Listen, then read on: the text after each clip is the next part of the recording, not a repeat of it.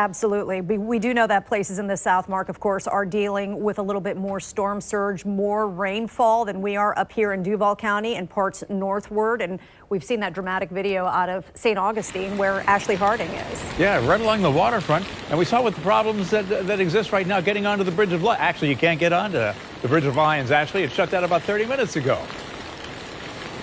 It certainly did, and we see the FDOT is here along with St. Augustine Police. So I'll go ahead and just show you. You see that FDOT truck just moved out of the way so that the St. Augustine Police vehicle could make their way through, but they're not letting anyone else through. And this is probably for a good reason, obviously for a good reason. I just want to show you what we're looking at here. Just look at the violent waves that are crashing up against this observation area. That water is just plowing over that and is cascading down and all around. I think it is safe to say that this area of St. Augustine is underwater. It is flooded. Just look all the way across. If you look real closely, it's on the way down to the Plaza de la Constitucion, and you see just such wind, such hard rain. It's hitting our backs, and it's just really, really strong out here. And I'm about to lose my hat for probably the 5th time today. I'm going to get this bad boy right here before I lose my phone.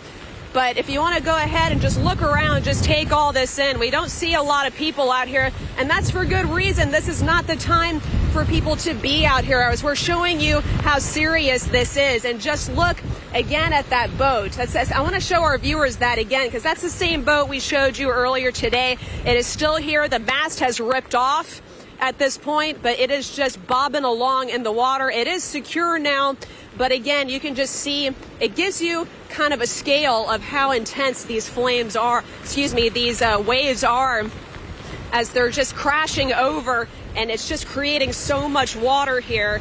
And like I said, you can't even really see the street, but again, you can't get over the Bridge of Lions either. So on the other side there, of course, is the Davis Shores neighborhood. We were there minutes before they closed down the bridge, and we could actually see some areas were starting to flood as well. So once again, I'm going to move a little closer this way because this is a little too close for comfort. So just follow us. But very serious, and you know, it just goes to show you the danger that is going on here and what the city of St. Augustine is going through.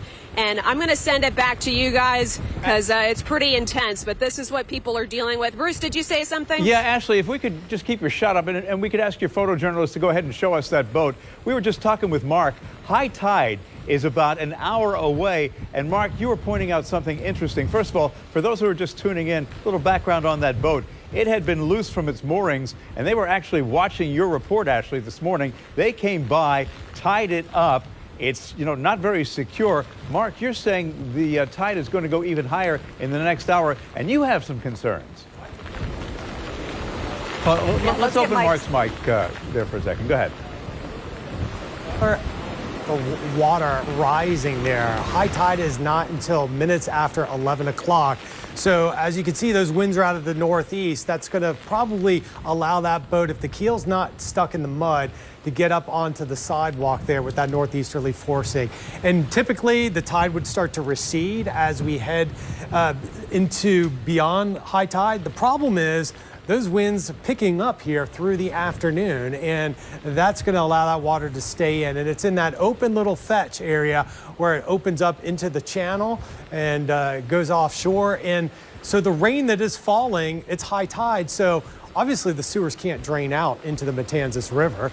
And then you have the salt water coming in on top of that, and the seawall right there along the Matanzas River, very low as it is. If you've ever sat dangling your feet over the seawall there, it doesn't take much to bring water over that edge. So it's always dramatic whenever you get those northeasterly winds here. But with this particular situation, it is just a real kind of disaster here. So we've got the winds. That's why the bridge has been shut down. And obviously, if you were to get over the bridge onto the mainland side, then you're dealing with the flooding. Flooding, yeah. And for Not those safe. who live along the bayfront there, they are used to this type of flooding. Sometimes if you get a stiff... Ashley, thank you. We want you to stay safe and your photojournalist to stay safe. Thank you for showing us these dramatic photos. But sometimes you get a very heavy rainstorm at high tide. Yeah, you can see it right Look there. at the boat just bouncing up and down in the water. So another area that's experiencing high tide right now, and the water will go even higher as the tide continues to rise,